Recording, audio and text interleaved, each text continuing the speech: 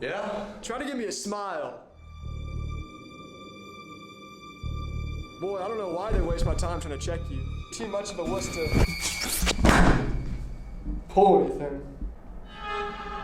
The book 48 Laws of Power has been banned in several U.S. prisons because convicted criminals have proven to society that they cannot use power responsibly. I just wanted power! Which then begs the question, if Laws of Power is banned, why in the hell are they allowed to read these books? Anybody there? Hello?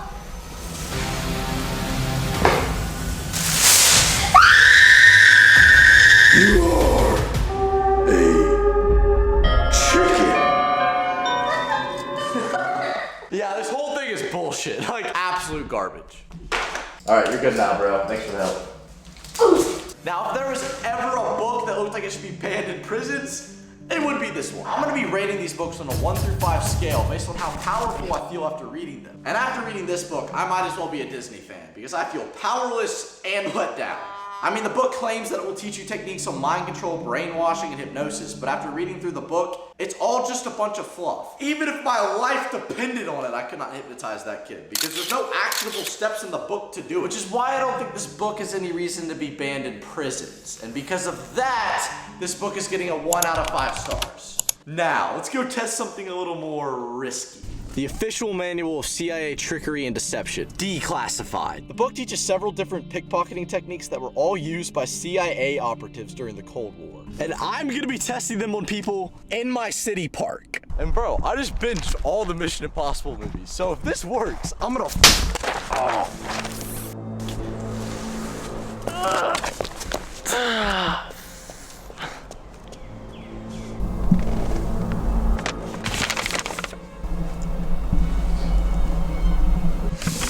The CIA manual we allowed you to review for your video has been stolen by a hitman hired by the crime lord family, the Rockefellers. And since you were the one it was taken from, we need you to get it back. Bruh. The book is being held in an off-grid warehouse on a rural countryside in Kakistan. To avoid suspicion, the shed is guarded by only one man. But be aware, there is a heavily armed tactical team nearby. To help you complete this mission, we provided you with another top-secret manual. This is your mission, should you choose to accept it.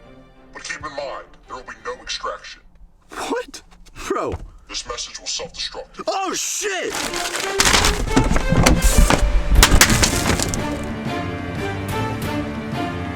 The 100 Deadly Skills is a hands-on, practical survival guide from the retired Navy SEAL Clint Emerson, adapted for civilian use.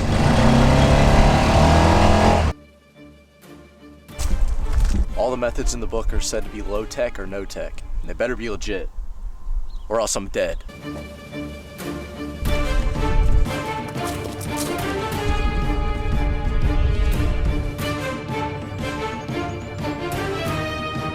Now this kind of reminds me of Al's review. This book and its tips are more likely to kill you than not.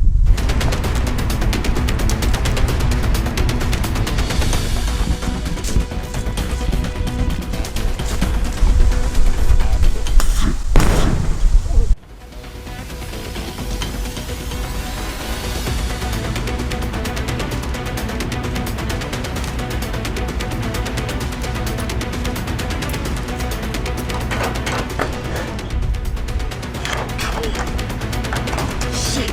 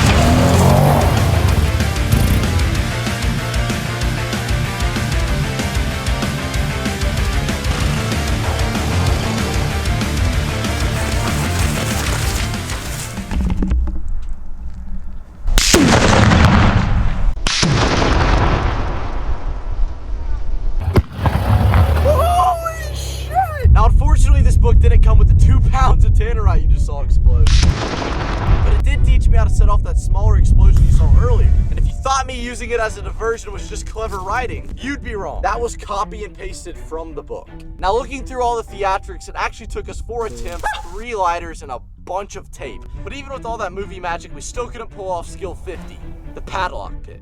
Now for this skill, we had to use some pretty low-tech tools. We tried to pick an old and new padlock, but as you saw, we were unsuccessful with both. Fuck. But even despite that, the sheer fact that it only took a lighter and tape to set off that fiery explosion is a good enough reason, in my opinion, to have this book banned in prisons. With a power rating of 4 out of 5 stars. Now before we test the pickpocket book for real this time, I gotta run a marathon.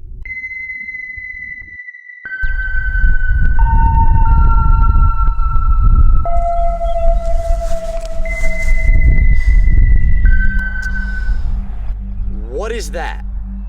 Can't Hurt Me by David Goggins. Oh, I see. So you read that. Now you think you could run a marathon on 4 days' notice? You do realize you haven't run over 10 miles since your last marathon 10 months ago.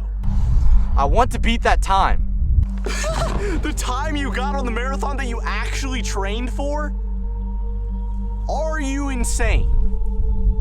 You haven't even run over 4 miles this month. Plus, you're not even running an official race. Imagine if you get hurt. This could affect your business. At all times of your life, the mind has a tactical advantage over you. Why is that?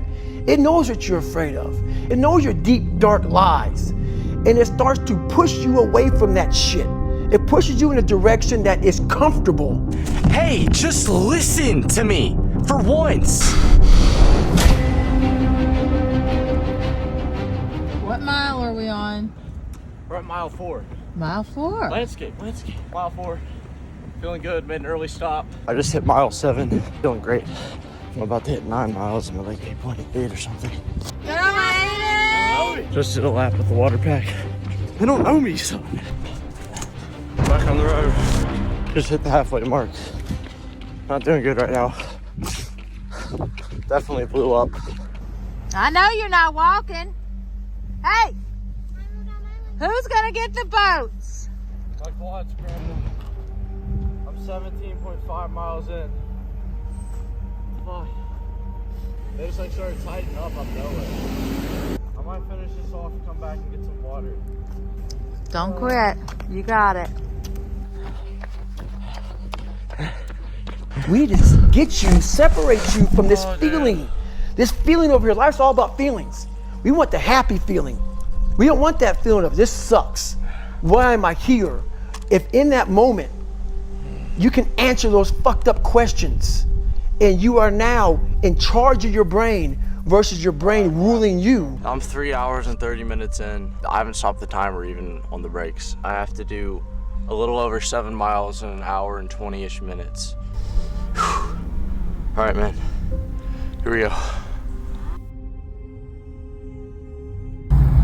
Yo! Who's gonna carry the fucking boat? And the logs! Where are you going?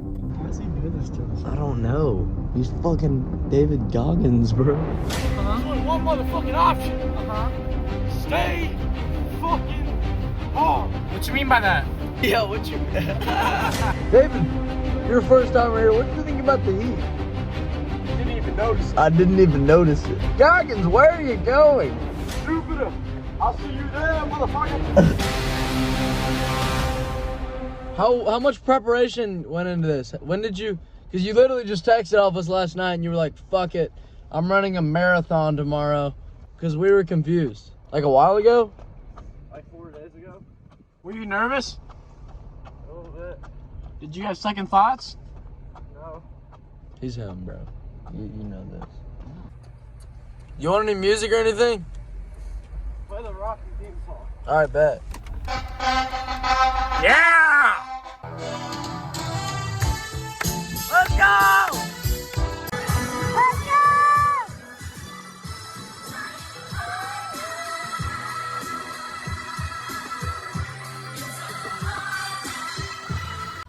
What is it? 20.12. Oh shit. Turn it around. Let's go!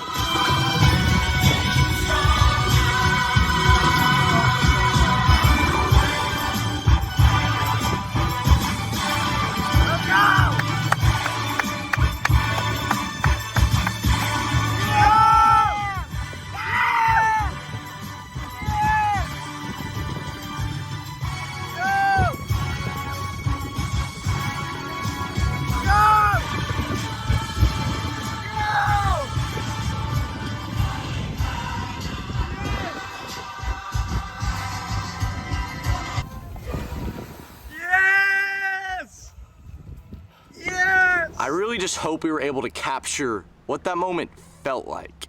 Because I think feeling that is something every person on the planet needs to experience at least once in their lives. I know there's been a lot of production put in this video and we haven't really been able to talk face to face or like know what's going on, but this thing is real. It helped me do exactly what it claimed it would help me do. Do I think this thing should be banned in prisons? No, I don't. I think those people especially need a little bit of this. I think we all need a little bit of this, myself included. I don't know if I can say that about this next book though. I made a wise legal decision and decided to pickpocket my friends instead of strangers at the park. Mark 1 is Zog and Mark 2 is Casey. You've seen them helping me out in this video and some of my others. They are about to hate me. Reading the book, I learned that the secret to performing sleight of hand isn't to fool the eyes, but the mind. The object that I'm going to be pickpocketing is the key that opens the padlock that is currently guarding Walls of Power. I told Zog that I had the key put in Casey's jacket pocket the day before and that I'm going to steal it from him while we were lifting. Now what he doesn't know is that Casey is in on the whole thing and that I'm really going to be stealing the key from his pocket because like I said a minute ago, the secret isn't to fool the eyes, but the mind. And for all you smart guys, I told him the reason that we were filming was for a gym TikTok. To plant the key, I made up some BS about how I need to put my phone in his pocket to pick up the audio. The audio rolling on here and there. Once the key was planted, Hopefully we don't fuck. Hail Mary. I then faked the lift on Casey. And since we were done shooting, I grabbed my phone back from Zog. Notice how I used a logical explanation to cover for an otherwise unusual interaction. But wait, we're not done yet. Did you notice in the beginning that I introduced Casey as Mark 2? Yep, that's right. This operation was a double heist. I told you it was gonna get ugly. The original plan was to go for his AirPods since they're usually an easy grab. But he forgot them, so I had to get creative. Yeah, I just grabbed his car keys off the floor. But it still had the same effect when he found out they were missing. Where are my keys? Where are my keys, motherfucker? you actually did it? Do you have my keys? Give me my quit filming. So it was me the whole time? Was it? Fuck Kid Reloaded, don't sub. Just like the video, I'm reporting this shit when it comes out. Was that it the whole time? Alright, cool, I get it. Quit filming. I feel like a piece of shit. I was gonna do this in the video. He told me both. So essentially, we did a reverse pickpocket. You got fucked, buddy. That is not pickpocketing. I put him on the fucking ground.